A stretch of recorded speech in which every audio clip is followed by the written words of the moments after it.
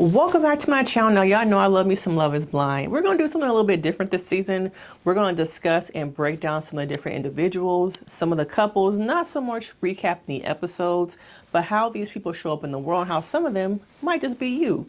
Now, first, I want to start with Hannah.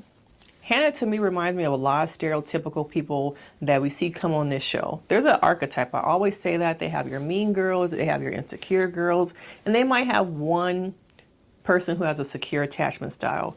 Now with Hannah, to me, she has a very, to me, at times anxious, at times disorganized attachment style. From the outside, she seems like she might have it together. I don't know about that. But when you really look behind the scenes, she is somebody who lacks security in herself.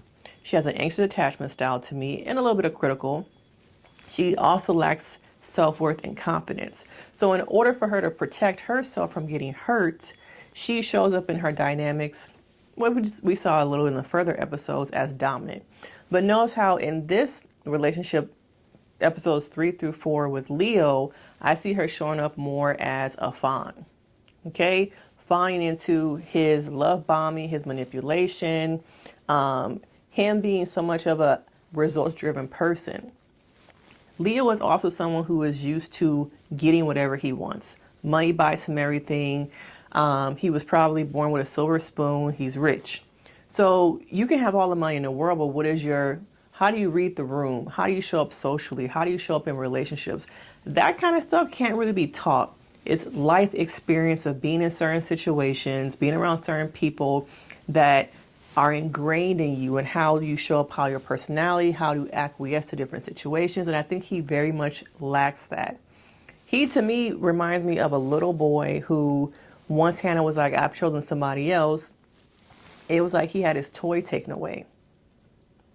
You saw him regress into a little boy and panic. And so since he is panicking and he's not probably used to rejection, he lashed out and began to love bomb her, manipulate her, pressure her, all the negative things we see in a relationship when someone stands their ground and tries to walk away from somebody who's used to having power, who's used to being able to manipulate and get what they want. Okay, over and over again, she was crying. I believe she even said she blacked out during this whole pod thing that was happening with him because of the pressures of, you know what, I want you. You're going to come home with me. You're the one I want. You're my wife. But where was all that when we saw the dates? Okay. It was more of a response. Okay. He was reacting to the rejection. Okay. He is not used to someone not wanting him.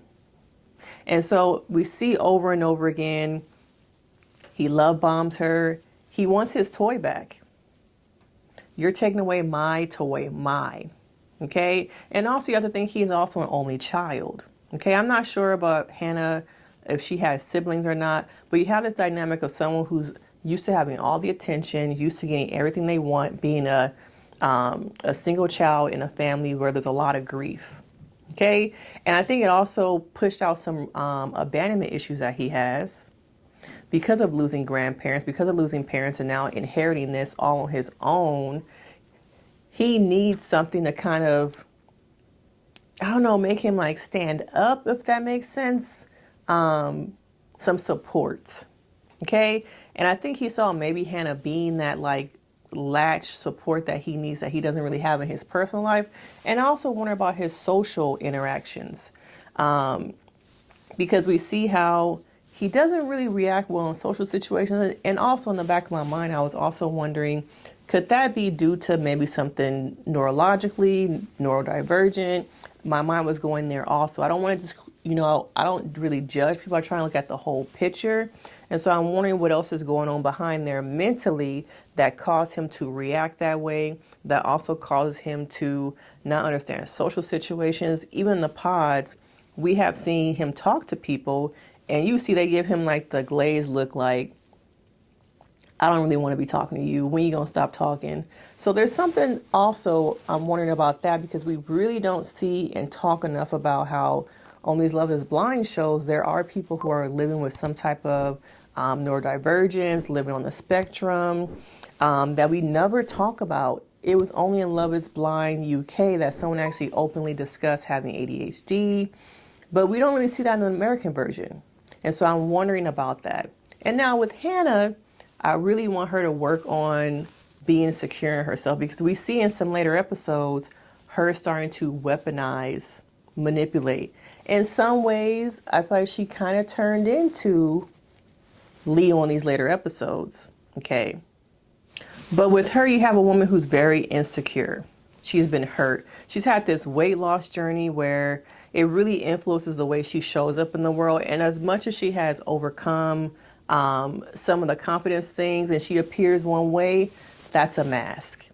To me, behind that mask is someone who has low self-esteem, low self-worth, who's trying to show up as something that she wants to be. So in your own relationships, what shows up in the forefront? Is it your lack of self-worth, your lack of self-esteem? Okay. Is it your fear of abandonment? Okay. Because over time, you cannot be in a relationship with someone without working on those things, doing the work, because you see how now these people are going into a marriage and they're going to bring in their trauma into that relationship dynamic.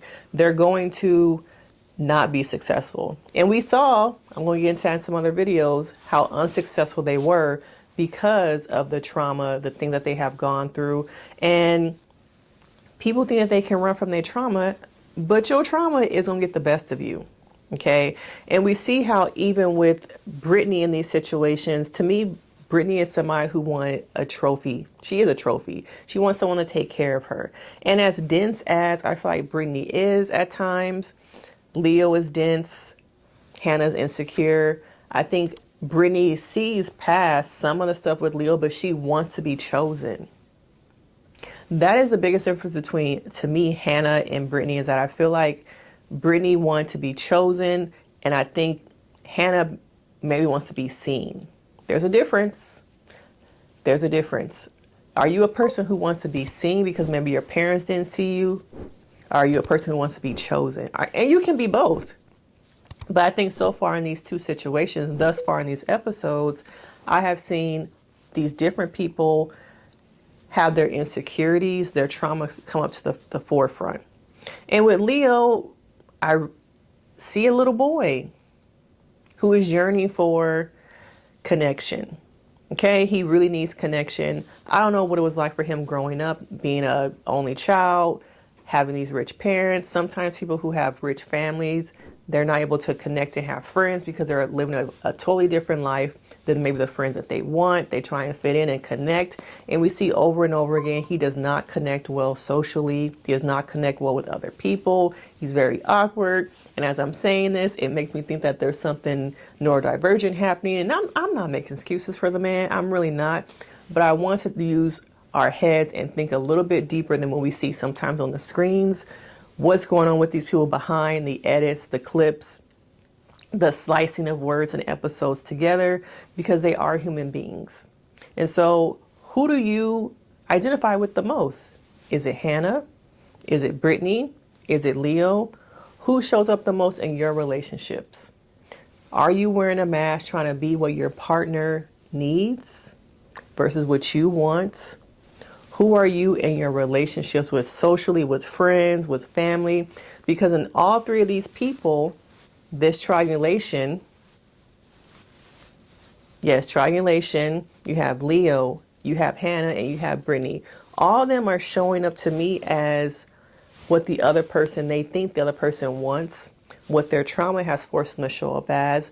They all, to me, have different variations of abandonment issues coming into play. And because of that, they will never be successful in relationships until they work through the abandonment, the trauma wounds, the parental wounds, and really dig deep of what's in here that's coming out over here.